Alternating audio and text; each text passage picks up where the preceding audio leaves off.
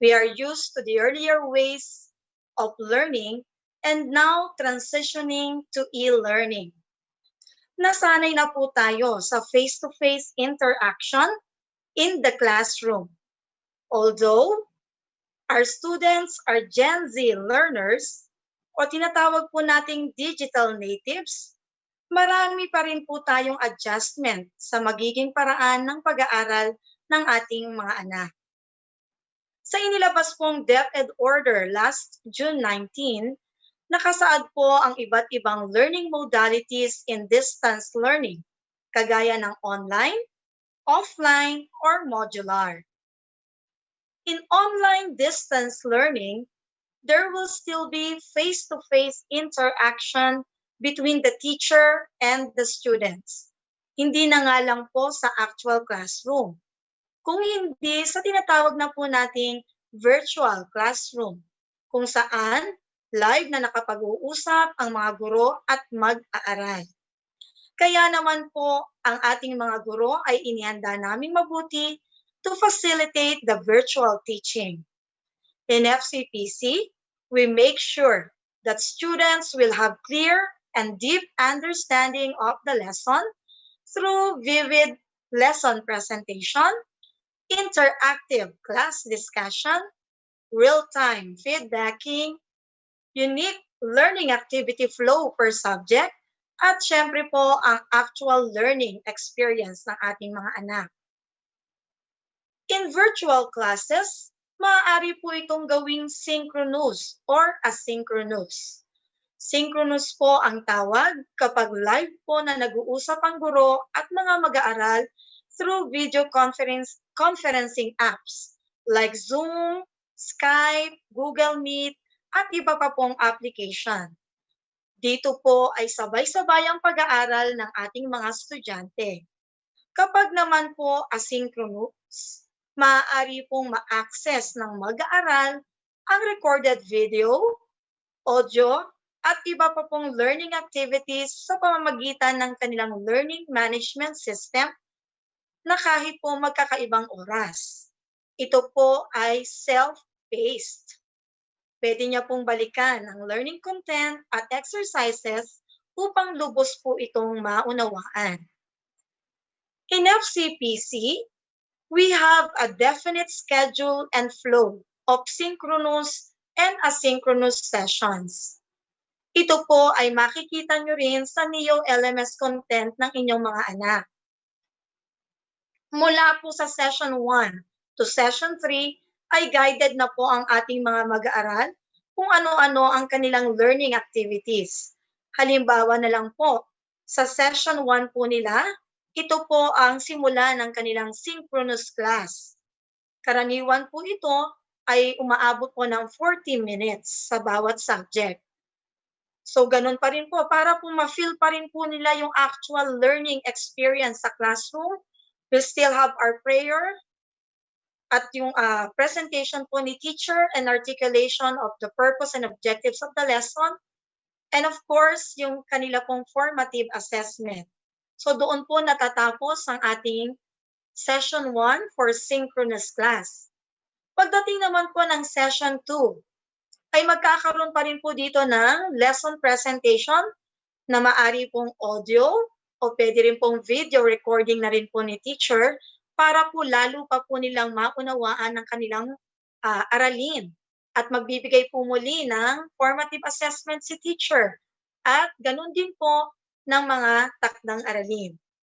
At sa huling session po, para sa isang lesson na asynchronous pa rin po, gamit ang kanilang NEO LMS account, dito na po sila magsasagot ng kanilang learning assessment, 6 facets of understanding questions, at syempre po susulat na po sila ng kanilang EAR or explanation, application, and reflection about the topic or lesson na kanilang na-discuss. At syempre po ito yung kanilang gustong-gustong gawin ng mga mag-aaral natin. They really want to collaborate using the Group Enrichment Creative Activity o GECA. At sa panghuli po ng session 3 ay magbibigay po ng takdang aralin ang mga guro para po kanila na pong pag-aralan. ang susunod po nilang aralin o yung overview of the next lesson.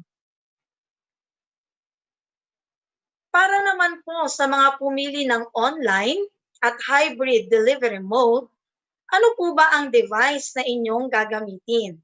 Marami pong nagtatanong. You don't have to worry, our dear parents and students, because NEO LMS supports any gadget with internet connectivity.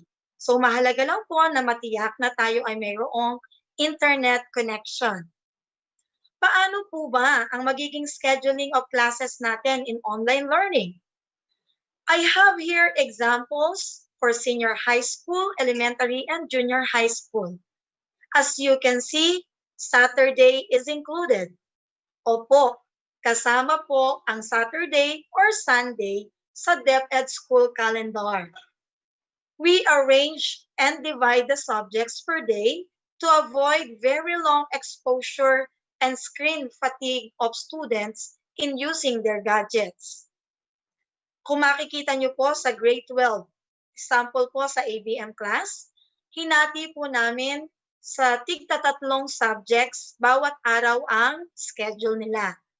Kaya yung tatlong subjects po nila, yung unang tatlong subjects po nila, ay ititake po nila for 2 days. Then ganun din po ang other subjects. Layunin din po nito na mas makafocus or makakonsentrate sila sa mga subjects nila.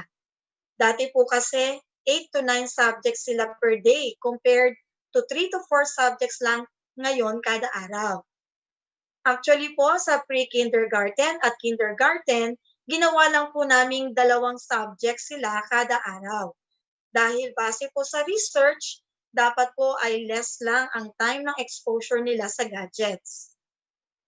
So in every grade level, we also have weekly calendar of synchronous and asynchronous sessions. So makikita niyo po sa aming ginawang weekly calendar for grade 1 to 3.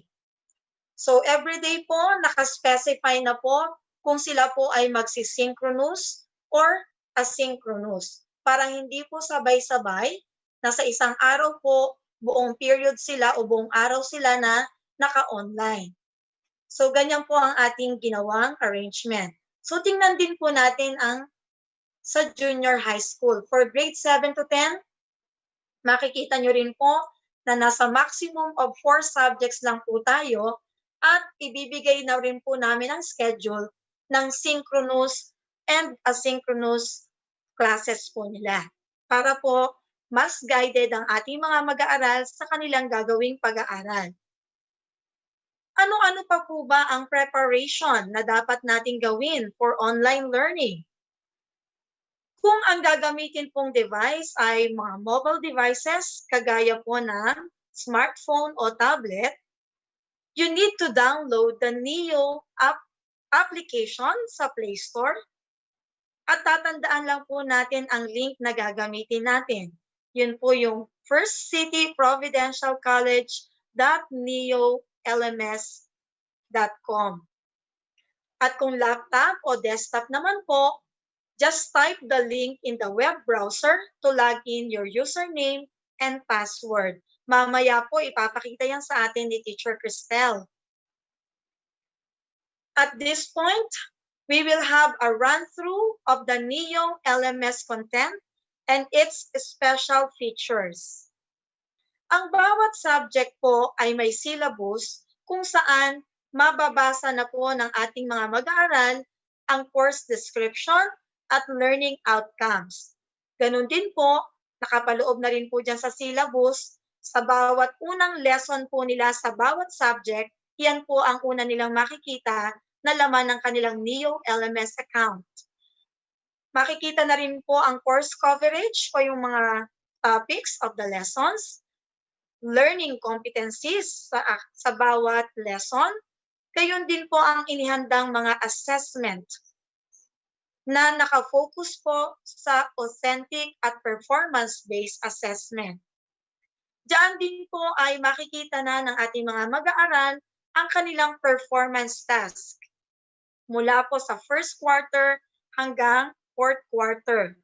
Maging ang grading system po ng bawat subject ay makikita na po natin at malinaw na nakapaloob sa atin pong syllabus. We believe that our students are the doers and owners of learning. They have to read in advance and prepare themselves in doing learning activities as lifelong learners. Now, there are 7 lessons per subject in every quarter. Yan po yung makikita natin mamaya sa ating NEO LMS account. Now, every lesson is divided into 3 sessions at iisa-isahin po yan mamaya. Now, we will also show you how can we monitor and give immediate feedbacks to students in using the NEO LMS from their attendance, assignments, and other activities through notifications, chats, and forums. Teacher Cristel and Lorenzo, our English coordinator, will give us the details of how do we maximize the use of NEO LMS account of your child. Let us now listen to Teacher Cristel.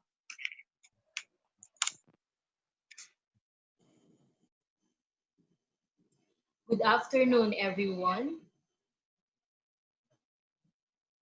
Allow me to show you how you can access the student's NEO LMS account as well as the content of the lesson. Sa ngayon po, napakahalaga ng email address. Kinakailangan po na personal ang bawat email na ito. At bawat isa po sa atin ay dapat pong meron nito. Because using this personal email address, we can receive messages and updates from the school.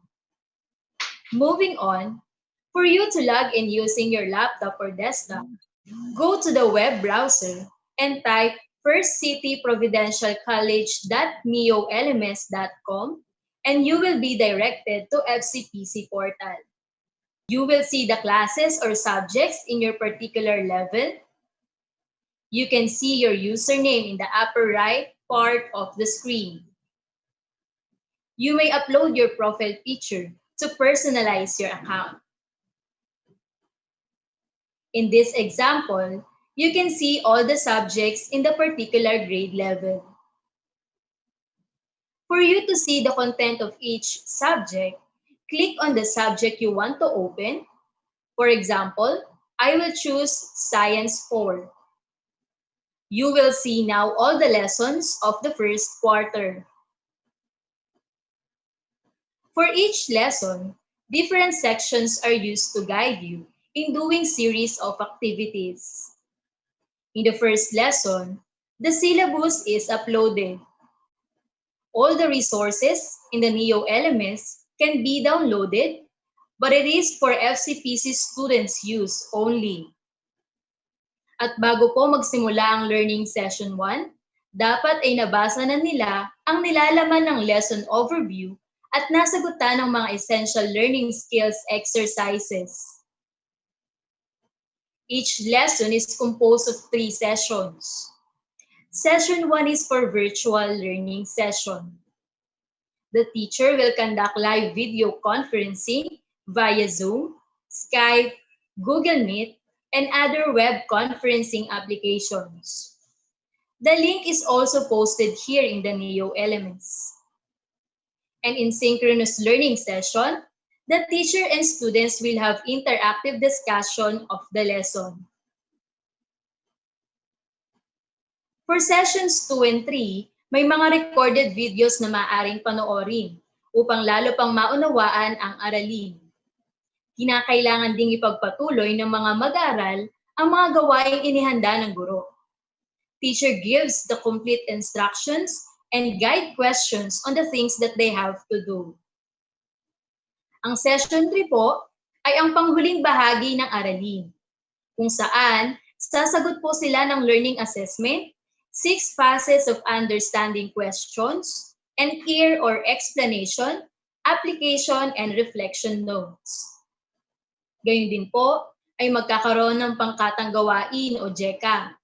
Dito rin po ay makikita ang takdang aralin na kailangan na nilang basahin ang lesson overview at sagutan ng else para sa susunod na aralin. Para naman po sa magiging sistema ng pagmomonitor sa academic performance ng ating mga mag-aaral, narito po ang iba't ibang features ng ating NEO LMS. First is our attendance monitoring. The teacher checks the attendance of the class during synchronous classes. They can be marked as present, absent, arrived late, or left early. The students can see and monitor their own attendance in every class. Just simply click on attendance, and summary of one's attendance will appear. Kasama po sa feature ng ating LMS ang built-in messaging system, announcement, and notifications. Teachers can post announcements for the class, and students can see the announcement in their newsfeed and also in their personal messaging part. Because aside from that, they will be notified every time there is an announcement. They just have to click on the class announcement notification to personally see the announcement. Bukod po sa announcement, maaari pong mag-personal na mapadalhan ni teacher ng message ang kanyang mga estudyante. At immediately po, the students will be notified. They just have to click on the notification button. Then view the message sent by the teacher. And we are encouraging them to reply for them to acknowledge the receipt of the personal message. Paano naman po kung si student ang gustong magpadala ng mensahe sa kanyang teacher? Simple lamang po, hanapin po ang users button, then click on teachers. Dito po ay makikita ang pangalan ng kanyang mga guro. Piliin ang gurong nais padalhan ng mensahe at i-click ang message button na nasa upper right corner. You may type the message and click the send button. The teachers are also receiving the sent messages in real time. As you would see, it appears to the notification section of the teacher's account. The teacher reads the message from the student and will reply to it as soon as possible.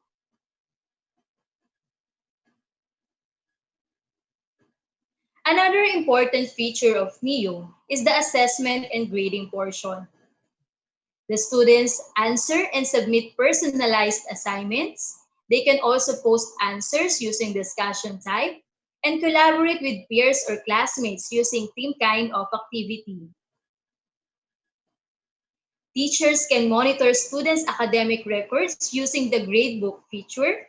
Sa bawat pagsagot po ng mga pagsasanay, automatic po na nare-record sa LMS ang grades or scores ng ating mga estudyante.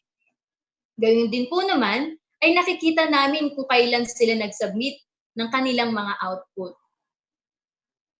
Kasama rin naman po sa feature ng ating assessment ay yung mastery of competencies, wherein we can see what particular competency was not attained and was attained by the students. And from there, if there are competencies that was not attained, remediation would come in. Paano naman po ang pag-grade ni teacher sa iba pang mga assignments? Mayroon po tayong mga rubrics na magsisilbing gabay sa paggagrado katulad ng sample na nasa screen.